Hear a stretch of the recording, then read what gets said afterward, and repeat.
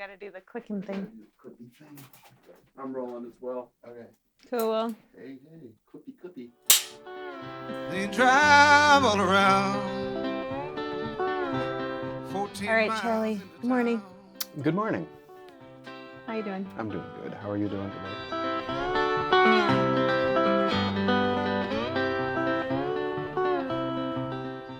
We're going to dig a little bit into your story today. Okay. I've always been really into your music, been curious about the guy behind it and how it comes about. Heading across the lake in my little boat, surface of glass. I am bound for a notch in the trees. Musically, it's the easiest place to start. When I was a kid, my dad had a really weird record collection that included folk stuff and country stuff and blues records and 78s and LPs and 45s and just an odd mix of records. Even like a couple of weird like show tune records. I don't know where he got those. He didn't know where he got half this stuff. He just liked music. Music played all the time. He had a big Magnavox console stereo, the old kind with the record changer on it. You'd put, like 5 LPs on it at once, and it would like play through one, and then the other one would fall down onto the top of the other one and skid until it got up to speed, and then the needle would come over. And he'd put records on, and music played all the time. And some of those records I really, really, really connected with in a visceral way. Blues records specifically, Lightnin' Hopkins and Mance Lipscomb and, solo blues guitar players. The whole atmosphere of that music just did something to me, and I would listen to those records just obsessively on repeat all the time. What do you remember it feeling like? It's impossible to describe. It's a whole kind of like gut. Everything in my body just kind of came alive, and I heard that music and I wanted to hear it again and again, and I still do. I never get sick of it. It never goes away. Mm-hmm. That feeling is still there. Driving over here today, I'm listening to music that does the exact same thing for me. Yeah. And it never has diminished, and it's never gone away, and it's been the thing that I come back to over and over and over again in my life. It's always been something that happens every single day for me. Mm-hmm. Every day. I play music somehow. Yep. I play guitar every day. I listen to music every day. I read about music. Mm-hmm. It's your constant.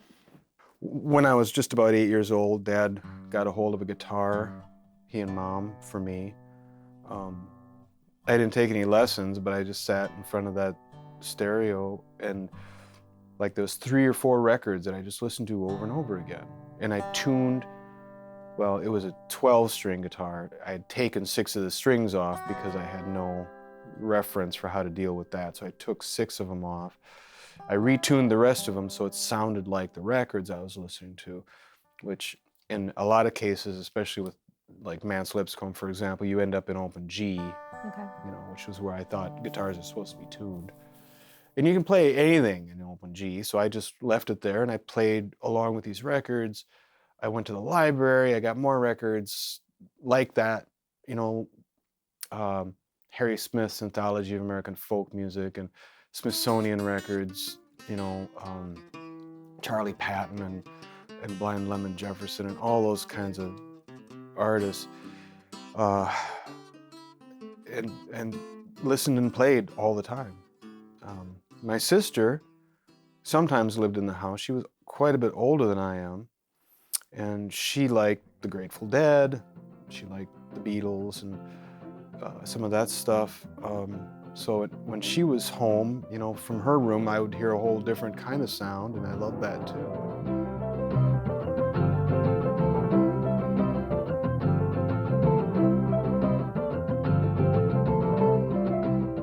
When I got to be a teenager, and I found punk rock, and That was a whole that was my thing, you know, and I had pretty substantial collection of Clash records and the Minutemen and Husker Du. And That's a lot of influences, different types well, of influences. You know, music is music. Yeah. You know, and I didn't I never really thought too much about, you know, because genres are fake.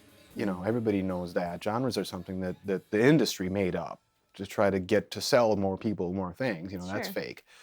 Music is music. And so, you know, when I was coming up and listening to everything and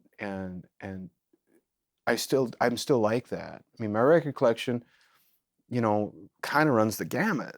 So when people try to put your music into categories, where do you fall, or what do you? I don't know. think of that? I try not to get involved in that conversation too much. I mean, that's, you know, that's kind of up to people to do that if they want to do that. Once you make a song up, once you make a record and it's gone now, it's not really yours anymore. You can that physical kind of artifact is out in the world now, but that's not the song that I'm going to play tonight.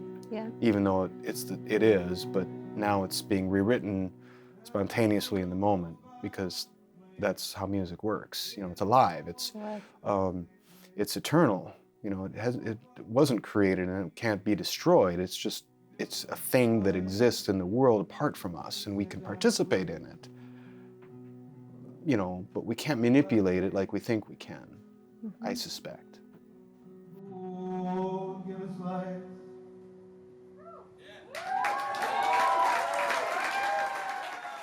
And when you make a song and then you record it and give it away and everybody else gets to interact with it, like what it means to me might be totally different, right? Absolutely. So And I think that it's really important to acknowledge that part of music is really important for me to acknowledge the legitimacy of someone like feeling like that song. I've got those songs, you know. From listening to music, I've got songs that are like very important to me and meaningful to me in ways that I'm sure that the songwriter hadn't probably thought of. You know, because I'm projecting. You know, this is my piece of music now. This means something specific to my own history. You know, I think it's legitimate, and I think it needs to be cared for that way.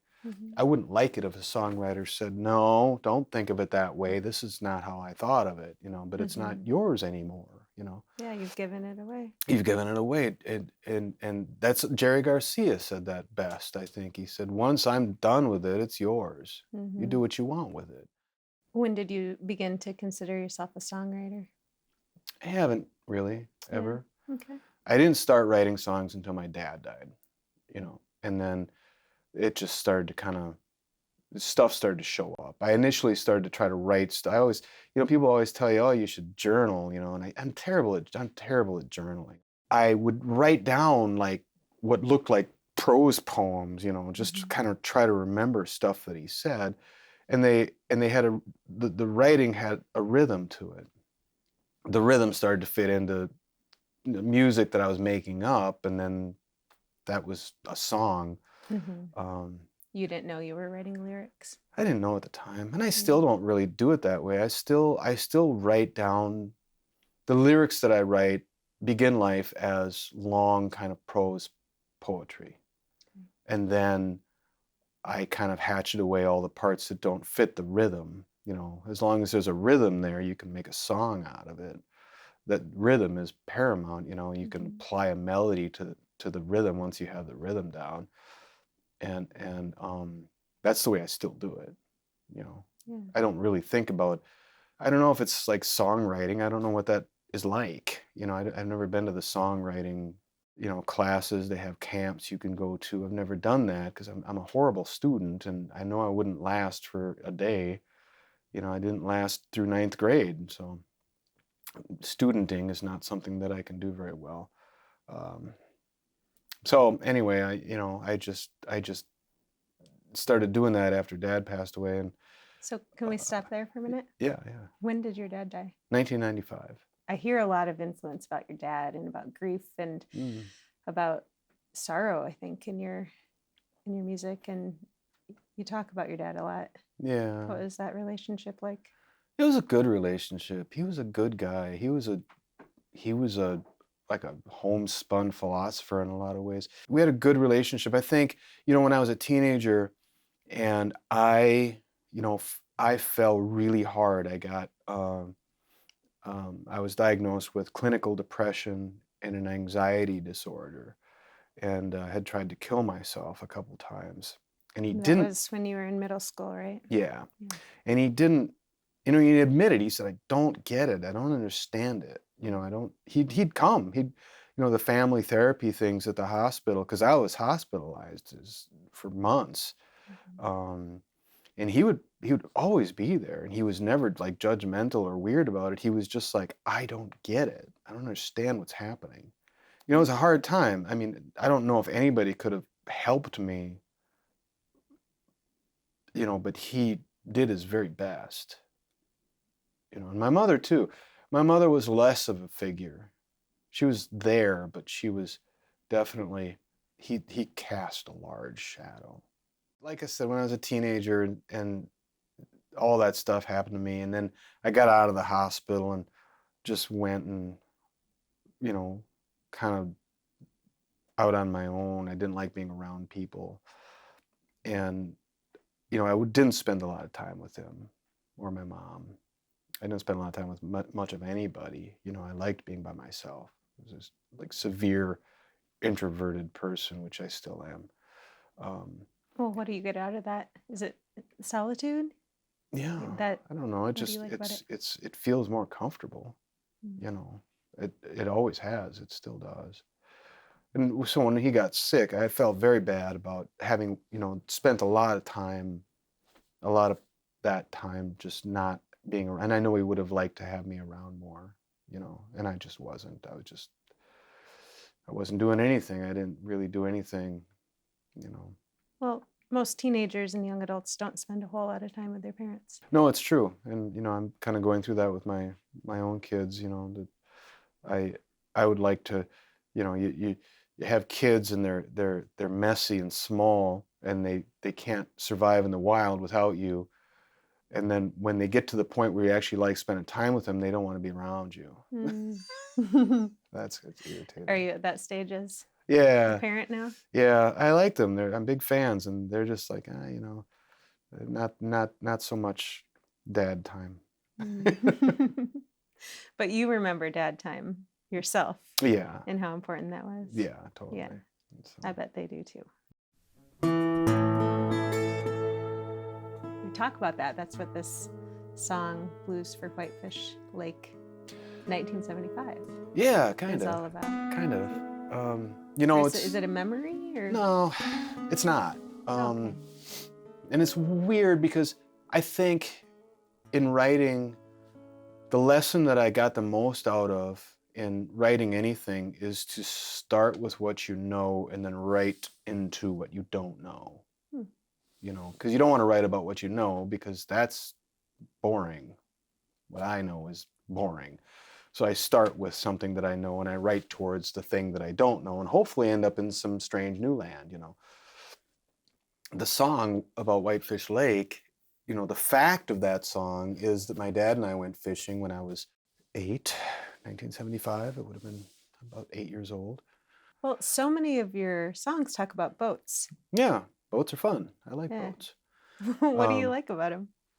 I like them too. There's some. I mean, I loved like when we would go fishing. My dad had this little grumpy outboard motor that would like carry us along at like something just faster than reverse. It was just terrible. And I liked like hanging over the edge of the boat, just like looking down into the water as it was going by. I would do that that's what fishing was about for me. Mm-hmm. I remember this particular time, there was nothing biting, there was nothing happening. My dad was even restless, and he could sit outside for hours without anything happening, be perfectly content to just sit there for the rest of the day. And this particular day, he's like, let's go get a bottle of pop. I'm like, okay. And I thought he meant go back to the campground and go to that pop machine. It was a quarter, which I liked because they had orange crush. I like that. But we went the opposite way, putted across the lake, which took us thousands of years, and get across the lake, went up this rickety staircase, and there was a bar. I didn't know it was there. You couldn't see it from the shore at all. And there's nobody in it. The bartender knew my dad, so obviously Dad had been there before. And he got a beer, and he got me a grape soda, which was also good. And there's a pool table. He taught me how to play 8-ball. And I don't know how long we sat there. I had a few bottles of pop, and he had a few beers. And we sat there until it was like dusk. It was wonderful. Nobody ever came in, you know. The bartender and my dad would chat, and we'd play pool, and I got to play some games of pinball, which I enjoyed. And then at one point, he thought that it was time to go back. And we putted thousands of years back across the lake to the campground. It was one of my most favorite memories. The song started there, but never got there, because I was going to just describe that. I was just thinking, I'm just going to, you know, it's going to be like a journalistic song. I'm going to describe that, because it seemed like it was enough. It never even got there. From the very beginning, when I started to write it, he wasn't there. He wasn't in the song. He never showed up in the song at all. His ghost kind of showed up in the song at one point, but that was it. So, the last shirt you saw him wear? Yeah. So I don't know, you know, what happened there. Songs are weird, though. You know, you have an idea in your head, and it, you know, the process of writing takes you in a different direction altogether.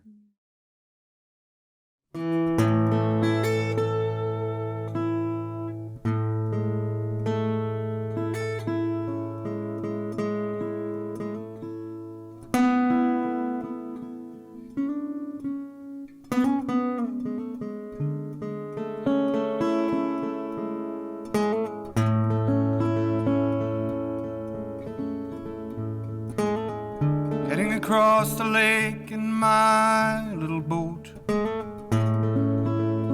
surface of glass. I am bound for a notch in the trees, rotten wooden steps. It's difficult to see in the waning light, Northland's October evening.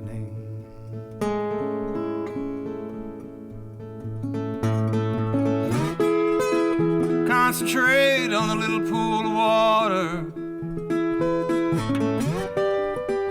that travels from bow to stern.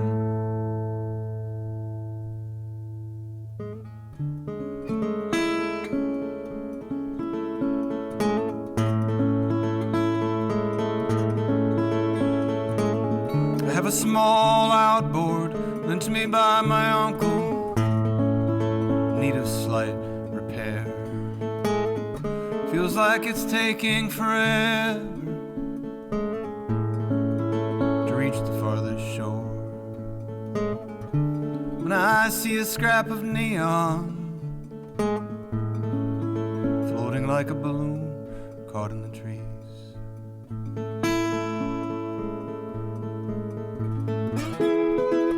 Concentrate on the darkening tree line. Concentrate on the sinking dock.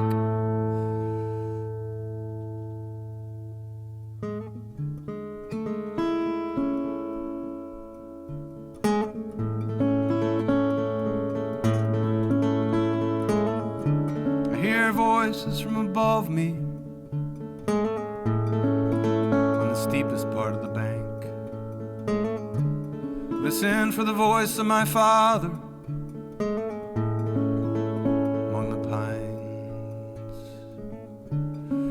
bar at the top of the staircase.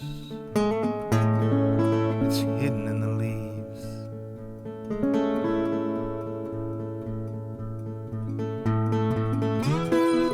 Concentrate on the face of my father. Concentrate on the last shirt I saw him wear.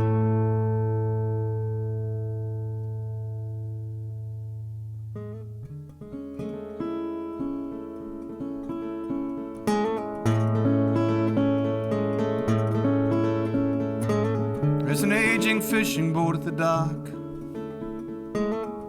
mostly sunk into the mud. The steps are all but gone now, and rotten to my tread. I cling to branches to keep from slipping. The rain is coming on.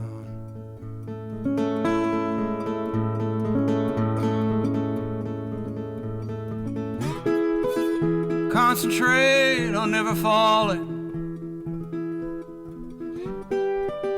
Concentrate on never climbing back down.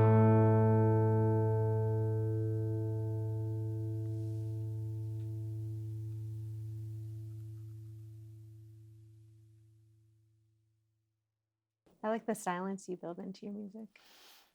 That was hard, because that the original version of that song had a little descending line on the guitar that followed each, refrain, and it was Liz Draper, my friend who plays bass with me occasionally, who was in the studio and said I should drop that line, and that silence became kind of its own piece.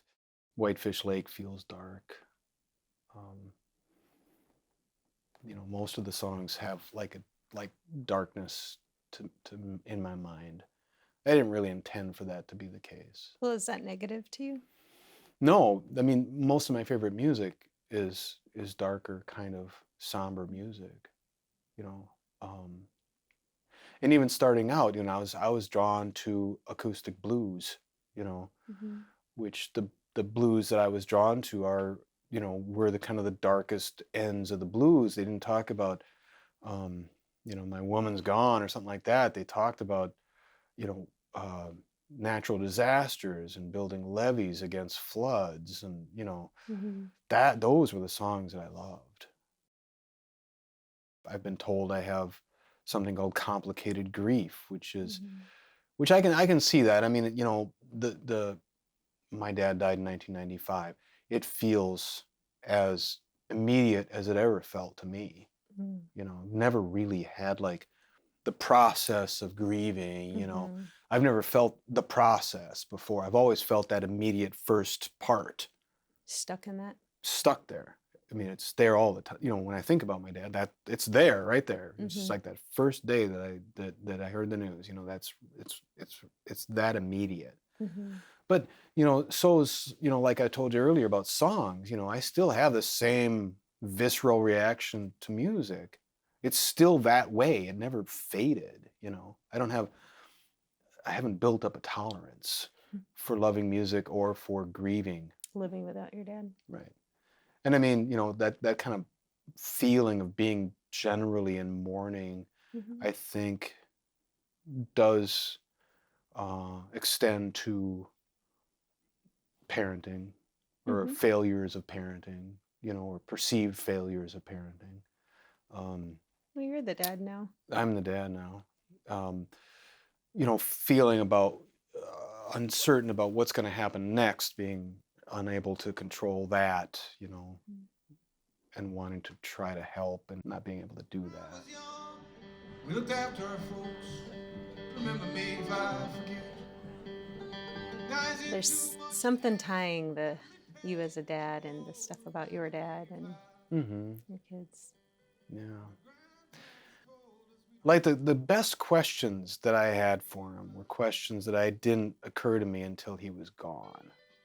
I know that. That's the hard part. Is like, when he was there and he was like in his prime and able to answer questions, I didn't have the questions. Yeah. And I know he probably disseminated some really good advice upon me, but at the time I wasn't looking for it, so I couldn't hear it. Now when I have the questions, he's not there to answer them, and it's hard to know where. So my friends who are fathers, they have the questions too. A lot of people my age, I'm 54 years old, our fathers are gone. And I was a late father. I didn't have my son until I was in my 30s. and then was flooded with questions and difficulties and not the best marriage in the world, and just, could have used some advice and didn't know where to turn. It wasn't something that went well. And I think it started to signal the end of our relationship. The parenting or what part? My mental health.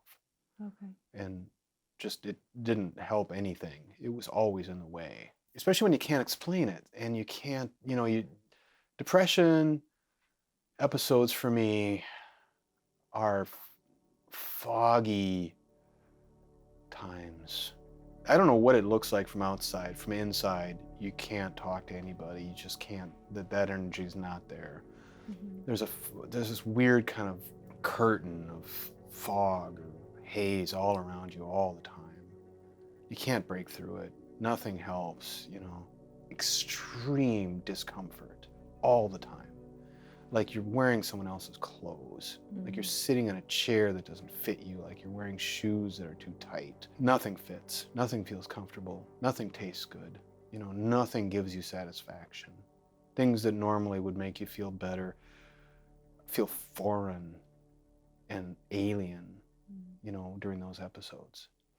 And so, yeah, having a partner, and you can't, like, there's no good words. I don't have the kind of vocabulary that it would take to make someone else understand what that feels like, or even wish that anyone else would have to feel that or understand it. One of the songs in the album, same album, Lasted the Better Days Ahead, you have a song called Bed of Wasps that you've told me it's difficult. It's not a song that I'm particularly excited about playing. It just feels like it goes farther than dark to me. It's just like, it's disturbing.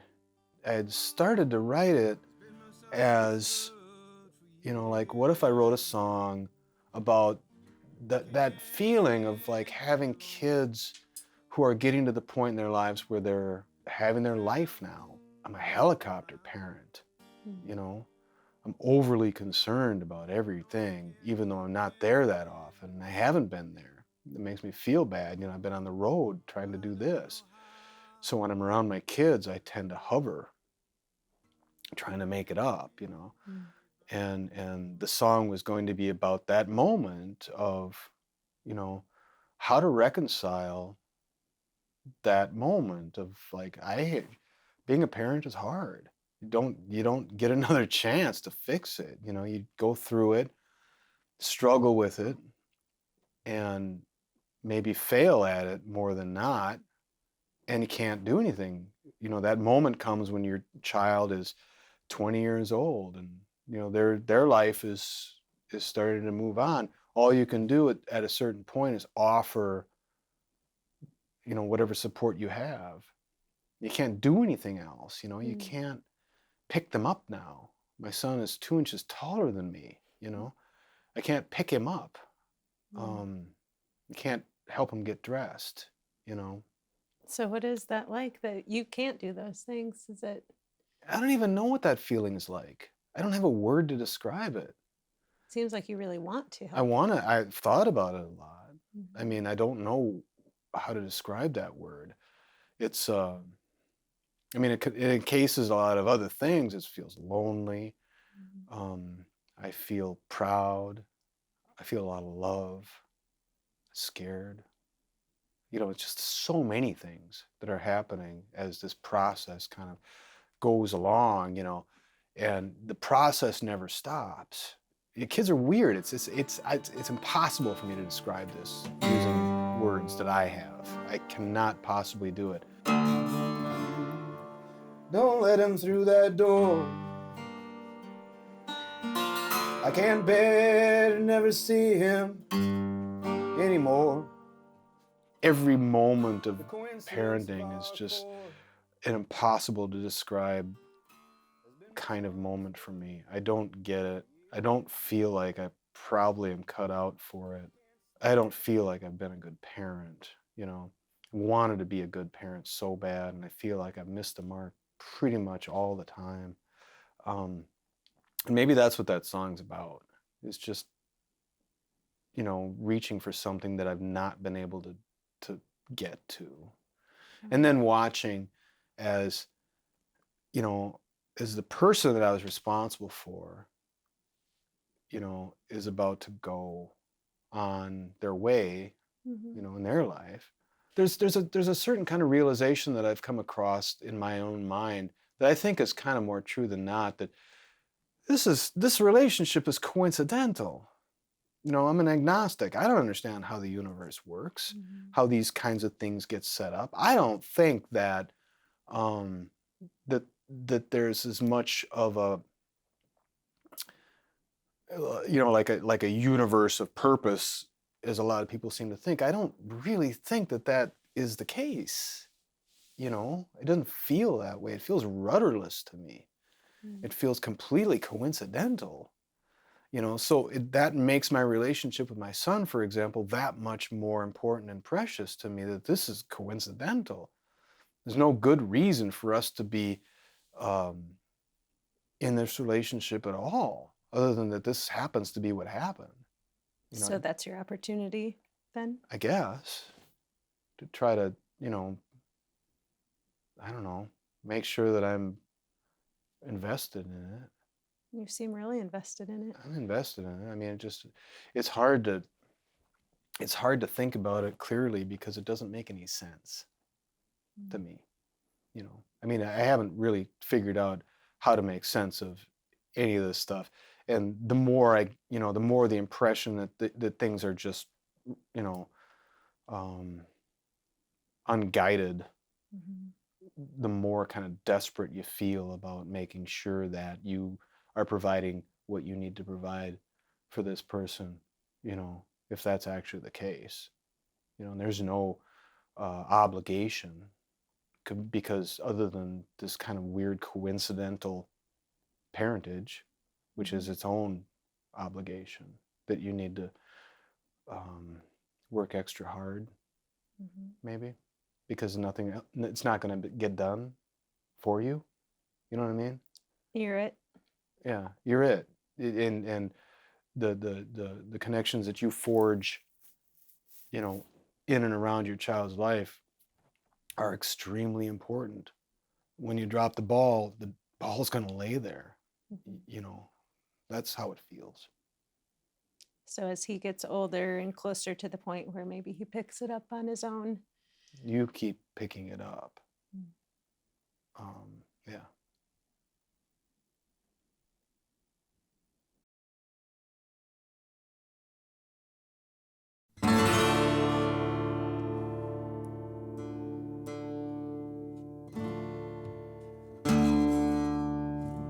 Don't let him through that door. I can't bear to never see him anymore. The coincidence of our accord has been misunderstood for years and more. I can't stand to be alone. There's no one else I can be around.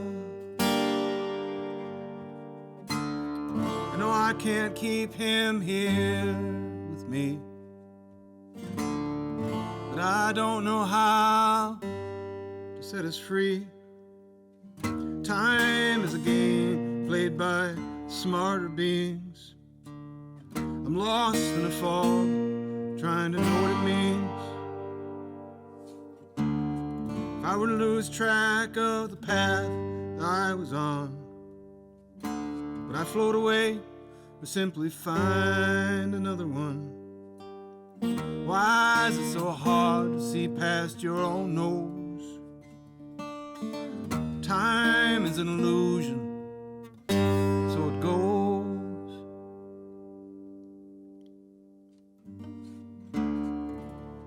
Please don't let her leave. I know she won't be back again. That I hold on too tight when I I tried to be her friend. Does it mean so much more to me? And I might try and apprehend her time, which is her own. Never has been mine. All this space we share, how much do I really know? Assumptions I've made about her are only mine and never show the true nature of this room. Please let me see without my eyes. Space is a coincidence, so it goes. Our lives are intertwined, but it's not the act of you or I. It could be anyone else. Wouldn't cost me any less. The universe is made of sails, with no rudder turning into the gale. It's meaningless to speculate. From inside the ship, they're all just waves. Embrace the eternal moment and shrug off the past like an unwelcome blanket.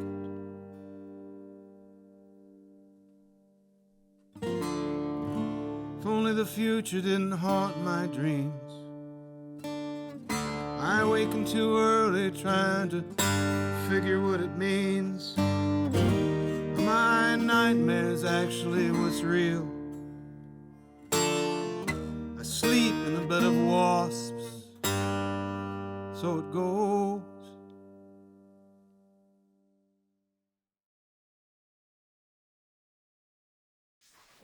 So, where are you now in this moment? I'm where I was before. I still don't. I don't think it's a song. It doesn't feel like a song. It feels very unfinished. It feels raw. I have kind of regrets about putting it on the record. But I mean, it's obviously something, it's enough of something that it doesn't go away, you know? Yeah. I mean, I've got a lot of songs that I've written that just, I can easily throw them away. It's easy because, that's no good. I don't like that. Mm-hmm. I don't like this either, but there's something about it that keeps me wanting to keep it around. So Yeah. I don't really know why yet. Are you still building it? I think it's still like happening. Yeah. And maybe it'll never happen. Maybe I'm just not going to deal with it again, but so far I haven't been able to put it up. Yeah. I sleep in a bed of wasps, so it goes.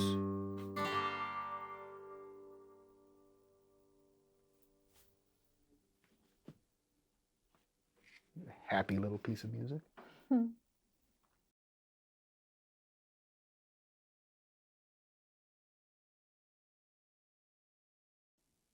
So that song, Bed of Wasp, ends with "So It Goes." Yeah. I think initially the very first drafts of the song had less to do with my kids. If I remember correctly, there was more of a narrative arc. I'm a huge fan of Kurt Vonnegut. Okay. A massive fan of Kurt Vonnegut. I've read everything he's written multiple times.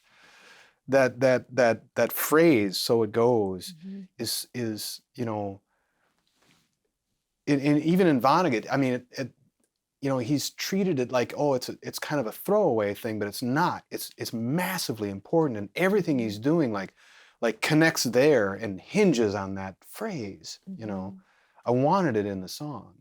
You know, and I think the earliest versions of the song had more of like a nod to Vonnegut's kind of narrative arc. Okay. And that's the only thing left after it got kind of. Well, it sticks out to me as a therapist. I hear that and I'm like, what does he mean? And I think, is that acceptance? Like it's. Well, yeah, it's. I don't understand this. It's so it more goes. than acceptance. It's surrender. Oh. You know, Yeah. what you gonna do? So I don't know. I'm glad I left that. That's probably the only phrase in the song that's really good, and it's the one that I didn't write. It's a good way to end the song. I like it. Oh, Charlie. Well, thank you so much for being open with us. Yeah, no, sorry. There's a lot of rambling. And Well, we are very grateful for your time, for you being here, for your openness. no, I appreciate I it. guarantee somebody listening is going to get a lot out of this and be helped by you. Well, thank you. Thanks for having me. Thank you.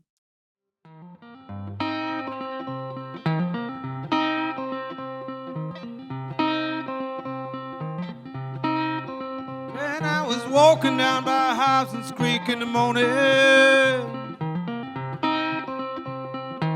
In the morning, just before it rained.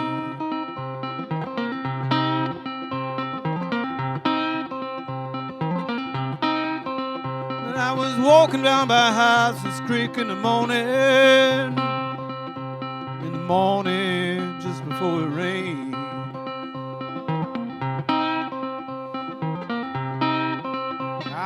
The path was slick and I stumbled again and again.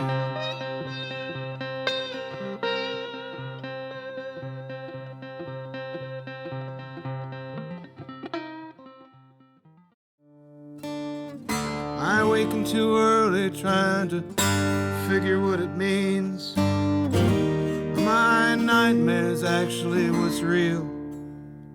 I sleep in the bed of wasps, so it goes.